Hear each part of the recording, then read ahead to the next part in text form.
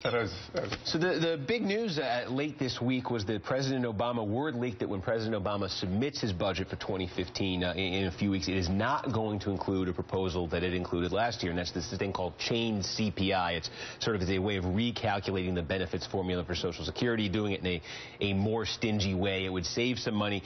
It's a concept that came up in 2011 when President Obama was pursuing the grand bargain with Republicans. Everybody has told me that his budget last year, not because he actually thought Republicans were going to meet him halfway and do a grand bargain, but because he wanted to illustrate to the American people that, hey, look, I'm willing to meet the Republicans halfway, and they are totally unwilling to meet me there. Congressman, is that your understanding of what he was trying to do? And if that is what he was trying to do you think he accomplished that? Do you think people understand things a little differently now because of it? Well, I think, it was an important step in the right direction in terms of learning from the history. The reality is that when the president and congressional Democrats remain unified, we saw this around the debt ceiling, and we saw this around the government shutdown. We prevailed because the American people are with us. We're speaking with one voice. We're right on policy, and we were successful. The president has consistently extended an olive branch to the Republican Party and congressional Republicans, and have consistently slapped it away, indicated no willingness to work with him, even when it's in the best interest of the American people and those that they represent. So last year, the president submits this budget with an olive branch as it relates to the Social Security reform. Progressive Democrats, such as myself, weren't supportive of it, but it was designed to try and create a climate where perhaps a grand bargain or common ground could be reached. And there was no momentum on the Republican side, no interest whatsoever.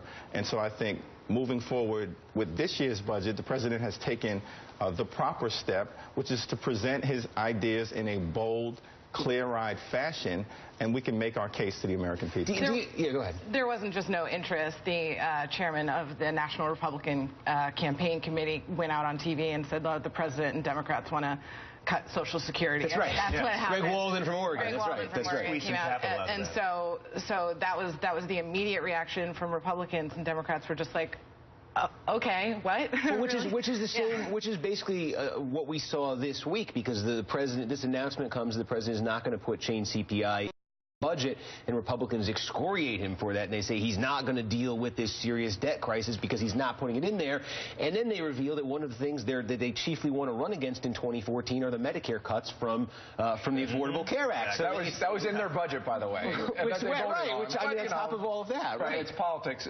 And I'm glad that the president's doing this, and Akeem, I'm sure you agree with me, because you don't start negotiations by meeting people halfway. You say, this is where I am, this is my vision, and that's what he's going to do this March in a couple of weeks when he puts forth that budget. Now, let's see if the Republicans, obviously we know where they are. Let's see if they come to the table. My guess, though, is not. You heard the earlier comments. I mean, immigration reform, they talk a game, yeah, we're going to get it done. The Senate passed this almost a year ago.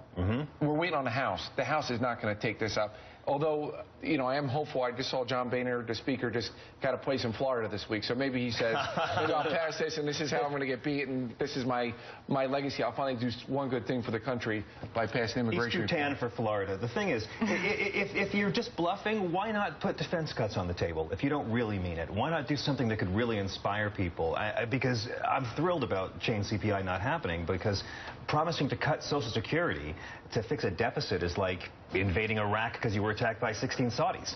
I mean, it wasn't popular, and it's a lose-lose for the Democrats. You're exactly right. The GOP squeezed some capital out of it by saying, they're going to take your Social Security away. But that's a real problem. I mean, I'm really much more concerned about Social Security being taken away. Except I wonder, I mean, because there were a number of Republican and conservative voices who were saying, especially early last year, and I can't remember the names, I go dig them up, I wish I'd prepared better for this segment, but who were saying, like, look, the president can demonstrate he's serious about compromise with a simple term, chain CPI. I'm paraphrasing, I remember this is in my head. Somebody said it, so the design was, okay, look, I'll call your bluff. I'll put it on the table in the will see you are not interested in compromise the way I am. Did the American people see that? Did anybody take that lesson from Well, here's the problem. We've seen it time and time again. When the president proposes something, even if it's a Republican idea, the Republicans are all of a sudden against it. Even in the context of the Affordable Care Act, it's a market-based strategy originally introduced into the public domain by the Heritage Foundation, of all people, put into effect by a Republican governor of Massachusetts. And upheld by a Republican Supreme Court. And upheld by a Republican Supreme Court. So consistently, we've seen this pattern. I think the American people do blame Congress and Republican obstructionism for a lot of the things that have occurred, but one of the political realities that we face is a gerrymandered map coming out of the 2010 elections designed to lock in Republican extremism, even when that's against the tide of public opinion. More than 1 million Americans voted for congressional Democratic candidates in the House, of course, in the 2012 elections, and yet we're still 17 seats down. No, and that gets also the population distribution thing I'm talking about, too. I think is another factor. But just put this up. This was a memo from House Majority Leader Eric Cantor that was obtained by NBC News. It was written to the House GOP conference on the subject of the imperial presidency. He wrote that President Obama has provided new clarity as to what constitutes an imperial presidency, declaring that he has a pen and a phone. He has acted to effectively rewrite the laws of the United States. The House will consider a number of bills the week of March 10th designed to restore the balance of power created by our founders and require the president faithfully execute our nation's laws. So there's that, and there are also indications from Republicans that another major thing they will pursue is more repeal votes on Obamacare as they work towards this replacement. Remember, in 2010, it was repeal and replace. That was the mantra. We still have not gotten to the replacement part. But so it just says to me, and we had some quotes in the Senate to this, that the Republicans basically think, look, we're in a decent, House Republicans at least, we're in a decent political position. We want to run out the clock on 2014 by what? Bashing Obamacare and bashing the executive orders. But the congressman's right. You can't replace it with a Republican plan when it is the Republican plan. The liberal plan was single payer. The Democratic plan was a public option. He gave them their own plan, and now they hate it.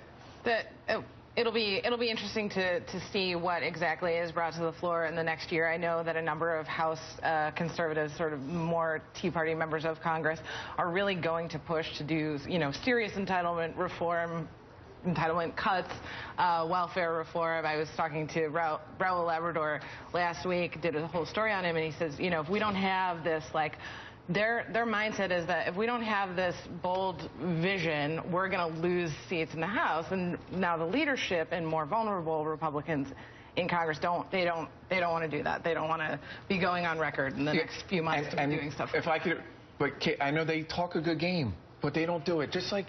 And I'm not trying to keep bringing up immigration reform, but let me just bring it up. Please. They say, well, we can't do this because we don't trust Obama to secure the borders. President Obama has deported more undocumented workers than any president in history. We're at net zero increase of illegal immigration. Right. And look at simple things like background checks. After Newtown, when those first graders were murdered in their seats, 90% of America for that. They won't do it.